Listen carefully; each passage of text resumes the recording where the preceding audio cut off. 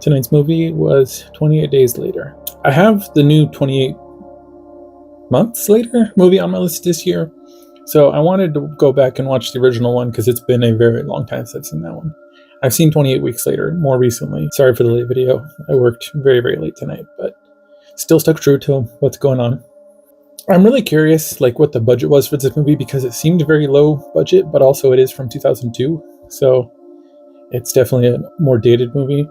And I honestly didn't remember the ending of it at all. I knew that the infection was originally from monkeys and that these are infected, not zombies, which that's a whole thing, that there's a difference, kind of. The same concept, just different attributes, I guess. It would be pretty nuts to be in that situation where you just kind of wake up and everything's gone and you have to kind of get up to speed as to what's happening in the world the hard way.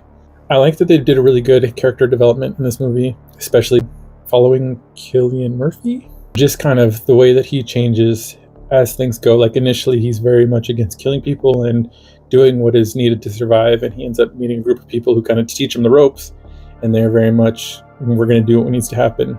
There's a scene where one of them ends up bit, and the girl just beats the brakes off of him and kills him.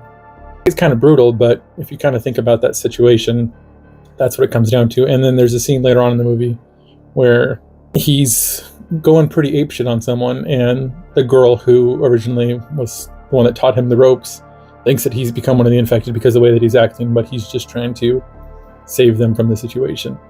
Which is also cool to kind of see less of a focus on the infection, but more of a focus on what society becomes and the different groups that you would run into in this scenario. They run into this family that's very warm and welcoming, and they end up teaming up together, and then they run into this compound that seems really cool at first, but turns out not so great. So I'm really excited to see what the new one brings. If you haven't seen it, it's currently on Netflix in the US, and I think it's worth checking out. 28 Days Later. Definitely worth the watch.